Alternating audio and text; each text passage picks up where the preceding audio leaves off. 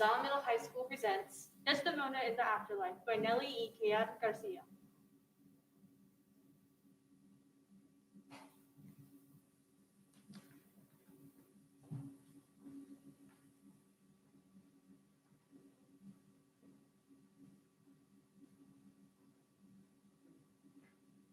Then she was even more an angel, and you're an even blacker devil. Where's my husband? I'm quite well, and I glad give you what you deserve. They say the baker's daughter was. You lost your ivory wheel where I should be. She was utterly where I am. The baker is gonna mock me out of love. You stupid fool. I found this handkerchief by accident and gave it to my husband.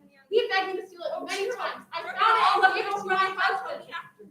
Then I'll be quick. Oh, good night. My body will be your sheath. Rest inside my body and let me die. Life is but a walking shadow. I shall not be afraid of death.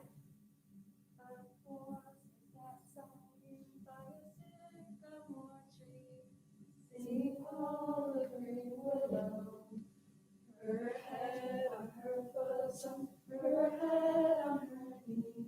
Sing willow, willow, willow. Where am I? Where is this place? Answer me! Breathe, breathe. Her fresh strings ran by her and murmured her moans. Sing willow, willow, willow.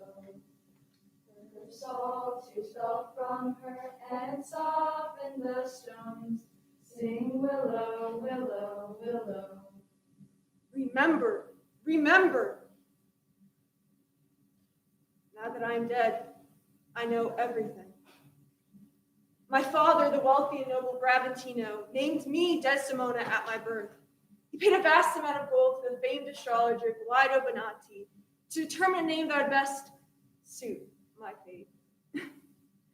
My father thought he named me after one of the small, beautiful moons of Uranus.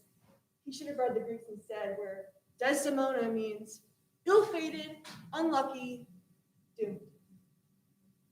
Sing all the green willow must be my garland.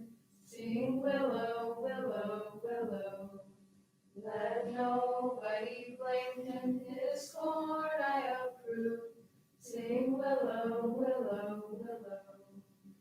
I called my love false love, but what say he that? Sing willow, willow, willow. If I court more women, you'll couch with more men. Sing willow, willow, willow. Time passes slowly in this place. It suspends the eternal sentence of damnation or salvation until God determines your fate. This place, this limbo, cocoons you in your memories and allows you to flip through all the moments of your life to determine every decision, every action, and question if your life had any purpose.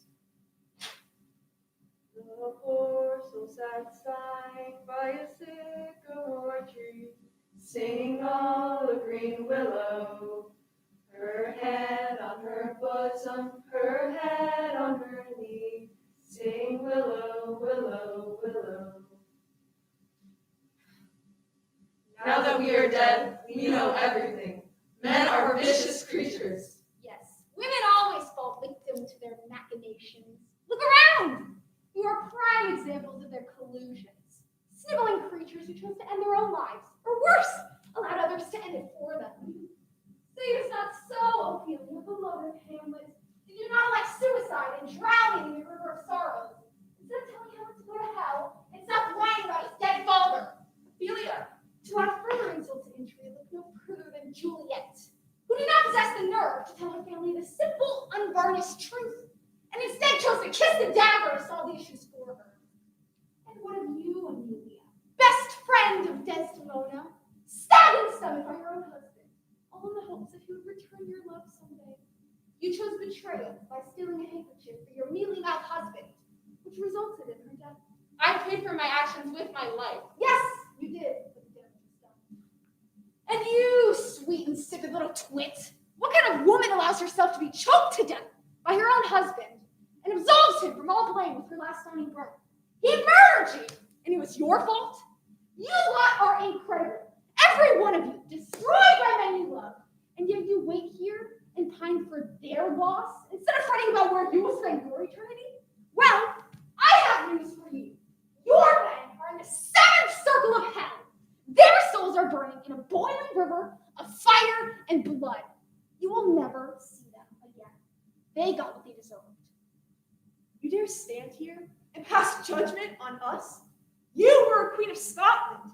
We've all heard the rumors, bashing in the brains of your own babe, inflaming a good, honest man, turning him into a raging demonic lunatic.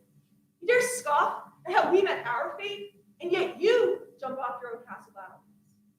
The evil, conniving queen developed a conscience in the end. You should be in that seventh circle of hell. Everyone gathered here. We all know the church doctrine, but it seems that heaven has a scathing sense of humor. Care to speculate? No? Pity.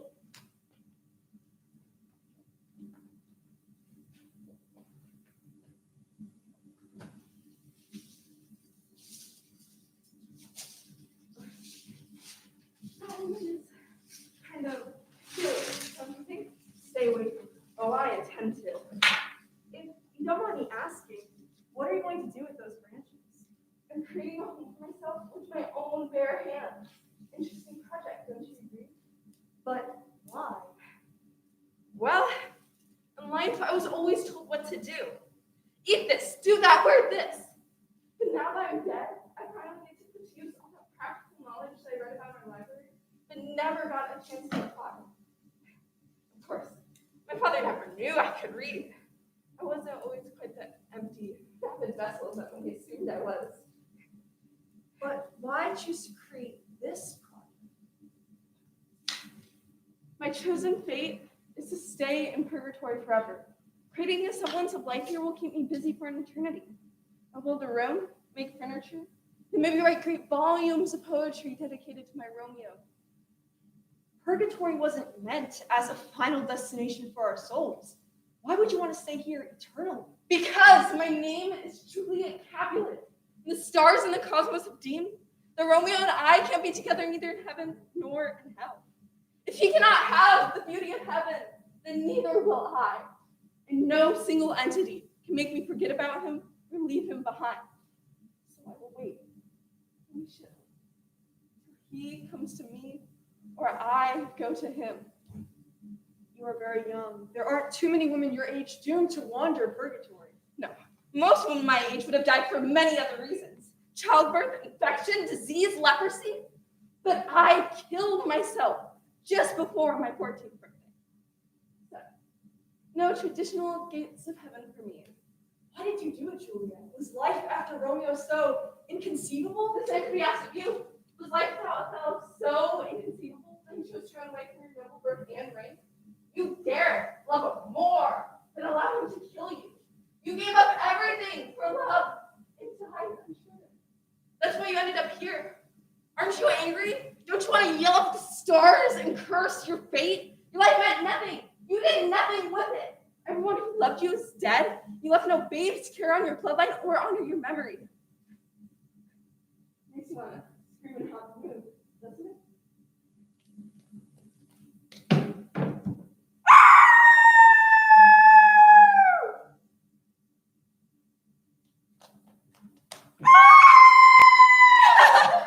Let me go! Why do you despise me so much? Because you lack a spine. You allow life to happen to you instead of pursuing it with gusto. You are the kind of woman who sickens me the most. Always whining about how your husband treated you badly or he doesn't love you anymore. So you killed yourself out of self-pity. You died because you were alone and afraid. At least the other women here had the initiative to have their deaths mean something. You are an adenine in someone else's story. Maybe if I beat some sense into you, you'll grow a stiffer spine. Stop it! What do you care? Leave her be. If we are being judged by how well we love those we left behind, then your violence and your arrogance serve no purpose, for you have nothing to teach me of love. I don't want to teach you anything. I want you to stand up for yourself and be acknowledged. I want you to stop being a half-crazed mouse. Haven't you gone so meekly to your doom? So you want her to evolve, is that it? Then help her by being compassionate and tolerant. Most of us were not forged in the fires of battle. I've After all the time I spent here, don't you think I'm trying to change? Do you think I derive any pleasure in being dragged through half of purgatory? Do you want to know what sickens me the most? The idea that my life was no more than a game Hamlet and those around him played. Without a backward glance, he used me and abandoned me.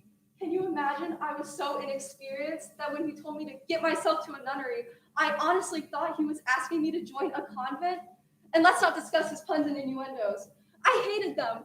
My meekness kept me from asking him outright what he was doing. Instead, I made a bigger fool of myself, passing out flowers to his family and making allusions. If anything, this place has my gratitude for removing the veil that once covered my eyes. But it still has not made you the woman destiny wanted you to be. You're frozen in place, Ophelia. You need to shake off the vestiges of that plague Hamlet if you're ever to move on. You need to say, Hamlet, go tuck yourself. Go to riddance to a piece of rubbish. I hope you fry in hell. You deserve it. Rubbish? Hell? What do you care if I move on? I don't. But I hate to see women make pathetic fools of themselves, all because they're too afraid to grab destiny and mold it for themselves. Like you did. Exactly. I lived and died on my own terms, not as the result of someone else's actions. In that you are unique amongst us. In that I am. So now, do you want to continue our game of cat and mouse, or are you ready to declare yourself to the heavens? Leave me be! How am I to possibly spend any time pondering my fate when I must constantly be on guard against your infernal attacks? So, till I know who I want to be, leave me be! Do you think she'll ever be able to free herself? She just granted herself the dignity to try.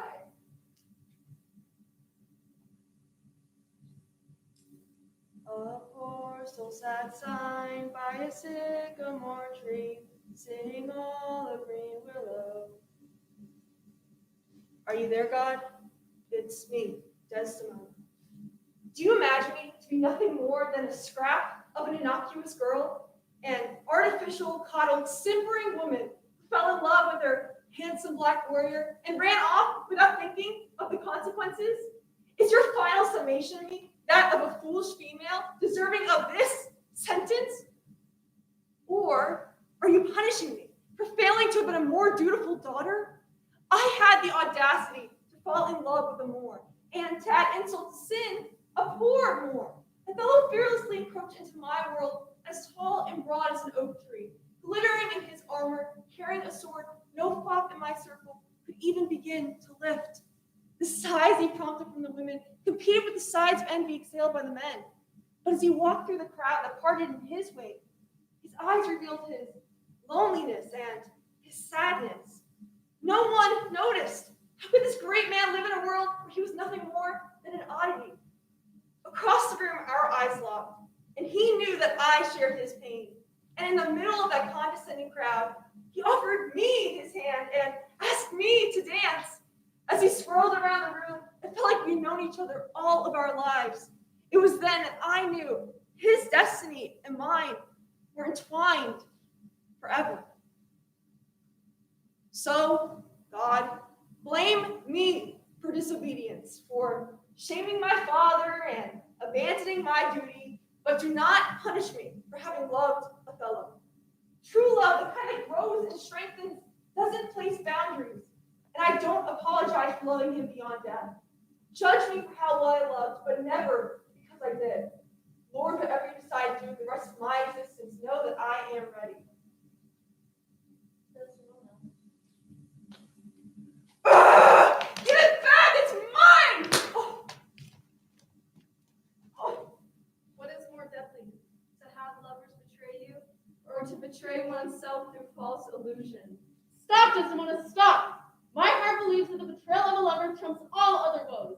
Easily, one can find another husband or replace fallen children, but to bear one's intimate self, all our thoughts and all our actions to one another, and to have those emotions carelessly flung back at you without regard wounds deeper. You are wrong, Amelia. The deepest wounds are carved by your own actions against others. Betraying one's honor stains the darkest wound. I told you that your cousin was jealous, to drop all misguided attempts to help Cassio. But you insisted that you knew Othello and that he would never harm you. Look how that turned out. Don't you dare hurl insults at me. Tell me, how diabolical such deceit from your eyes? And you, none the wiser? Deep down I knew, but how does one admit that the person they was a monster? And what does that make me? When I died at your feet, I saw my true self. A woman so desperate and needy for her husband's love that she would do anything to please him. Pathetic. My marriage made a mockery of love. The truth is, the web of deceit was of my own making. I acted like a scared little child when Othello confronted me about the handkerchief. Why didn't I speak the truth plainly to him? Othello, I lost the handkerchief. I don't know where it is, but I will find it. But no, his violent anger kept me quiet. I was petrified, Amelia. I told you so. Yes, you warned me of men's jealousy. And when I faced that green-eyed monster, I was powerless in its wake. Marriage was supposed to be my salvation, but it turned into a dark prison. I was so jealous of your and Othello's love. You were the golden couple, destined to eternal happiness. Iago and I, well, we were the Black Plague. To the world, Iago was a good and honest man. But behind closed doors, Iago was angry and bitter. There's a reason heaven didn't see fit to allow us to produce a child in our 7 years of marriage. And he blamed it on me, said that my lack of noble blood polluted his essence.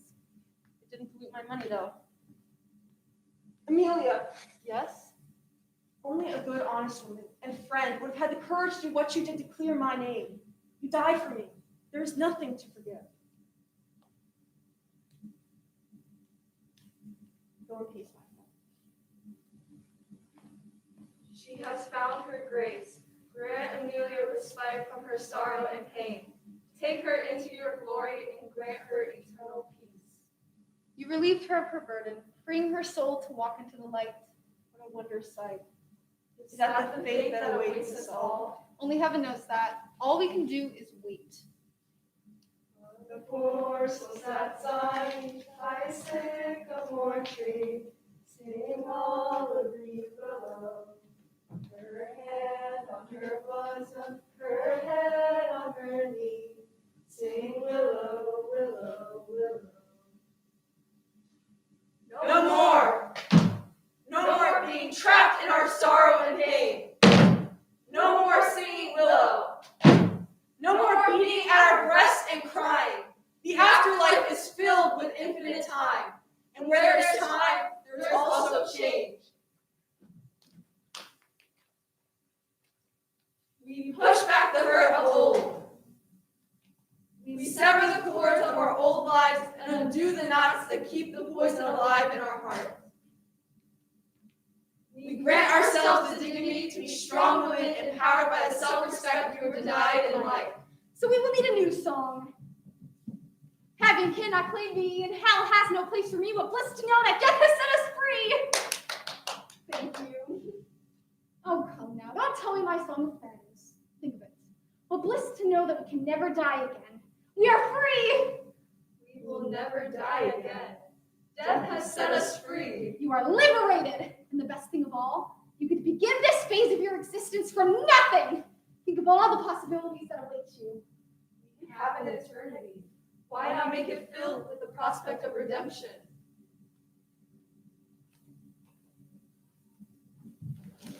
And what of your role in this? My role since I arrived in this place has always been to enforce the will of heaven. The will of heaven. You. In life, you are a monster. Really, Desdemona, after all you've seen and heard here, you still presume to judge. Amelia used to say that every person you encounter leaves behind the other with a little bit of themselves. So we learn from each other and evolve, becoming stronger and more resilient along the way. Time will tell how knowing you has changed me. I wonder what bit of me rubbed off on you. Who knows? But in our privileged position of possessing infinite time, I will roar my response into the celestial heavens when it appears.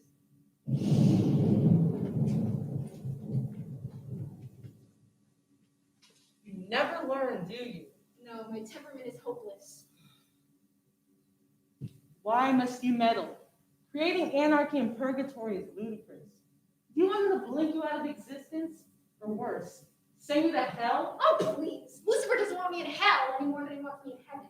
If I didn't fit into the grand scheme of the universe, don't you think I would have been destroyed a long time ago? And you didn't think to mention to them that the more complacent and accepting they become of purgatory, their fate is to wither away and become a more petrified version of life? So now you expect me to warn every soul that wanders in here, to examine the trees for clues of their possible fate? That's not my task. Let me be clear. I carry the word of the Lord. This position you hold is more than just responsibility. It is the sole reason you were created. Your earthly experiences were a preparation for what destiny has in store for you. You are its servant, and there is no escape. Every sentient being was granted free will. Am I the only mortal not granted this? Yes, in that respect, you are like us. We serve the will of heaven without question. I'm no angel. True, but heaven's servants come in many forms. Stop pestering me. Go back to your master and report whatever you wish. I'm through with this conversation. Brock! You've been at this task for more than 300 years, and every time I come visit, you become more defiant, more bitter, angrier. Learn humility and accept what cannot be changed. Humility. Accept what cannot be changed. 300 years. 300 years I've wandered the shores of purgatory. What kind of bizarre jest is this? Eradicate me! Don't you remember? My plans consumed a nation. I didn't kill myself because I repented. I killed myself because we lost our cause and our crown. There was no deep sense of remorse for my actions. Obliterate me from this limbo! Answer me! Which way shall I scream? Being filled with infinite despair and wrath, threatened by an immersible being. The only recourse left to me is to throw my arms open and thunder into the celestial snare that entraps me. Ah! Say, for a moment, I could repent, continue with the task given to me, and thus obtain a form of grace. How soon would the heights of heaven remind me of the mortal heights I once attained and entice me to once again follow my former path? I have no ties, no affections. Hatred and vice would secure my existence. No, my mind is my own, and it cannot be changed by time nor place. I know what beast beats inside my breast. One cannot change the spots on a jaguar. Here, in purgatory, at least I'm free of misery. You win! Do you hear me? I will continue to do as you bid, because it serves me as well. You win. You are triumphant.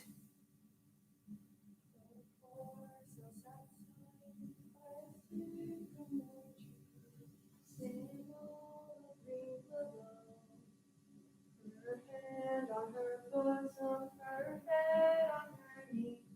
Sing willow, willow, willow. Don't you sing that distemper drivel to me. Saw the angel. It was inspiring and terrifying. They do have that effect. What burden has heaven assigned to you? It's more of an affliction, really. I'm more virtuous souls until receiving virtuous souls, whose sudden, unshriven deaths prevented them from entering the gates of paradise. And your less pleasant duties? Preventing doomed sinners from entering onto this plane. You are a warden of purgatory. At your service. And might I add that you are the first group of women who have refused to move on to their sanctioned fate. Your refusal has caused great upheaval, with the blame being laid at my feet. What other choice do we have? Heaven sees our actions as rebellion. Cause. Because without risk, there's no point to existence. Yes, anarchy has a price. But in this place, if you fail to achieve this new world you envision, purgatory will root your soul in this place until the end of days. End of days. Apostle. So we risk eternal salvation? If the reward is love, the love you claim you died for, is the risk worth it all? Justify. Choosing to wait for love. Only if we fail. I will never stop yearning for my Romeo. I know he will always try to reach me.